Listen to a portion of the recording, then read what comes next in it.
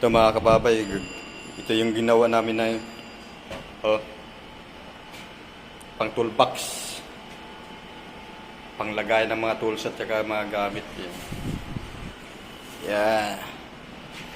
Hindi ako naka-video dahil sa busy kami. Ngayon lang na-video, nakapurma na kami ng dalawa. Ayan yung mga manilagarian namin. Ayan si Boss Alex. Ayan. Kaway-kaway mo na Boss Alex. May shoutout kay asawa ni Boss Alex at saka pamilya ni Alex Larga. Ayan. Ayan.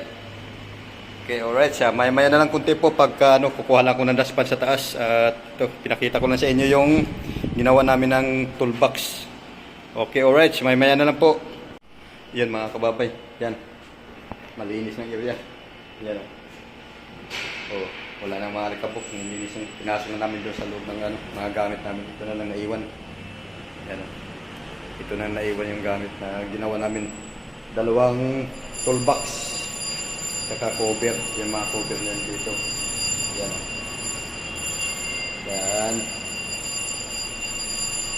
Oh ha. Alright mga kababay, at ito pinakita ko lang sa inyo yung paggawa namin ng toolbox dito sa basement 1. Kasama ko si Boss Alex. Kasama ko kanina. Hindi ako naka-video dahil niwawalisan ko muna kasi ito bago ko nag-video. Yan, naglilinis muna namin bago mag-video ulit kasi dito yung boss namin lumating kanina. Hindi ako naka-video. Yan, alright. Hanggang dito lahat video at maraming salamat. Big love shoutout sa lahat. Yan. Toolbox. Dalawang toolbox na ginawa namin. Alright. Bye-bye po, bye-bye. Hanggang dito na lang. Maraming salamat po.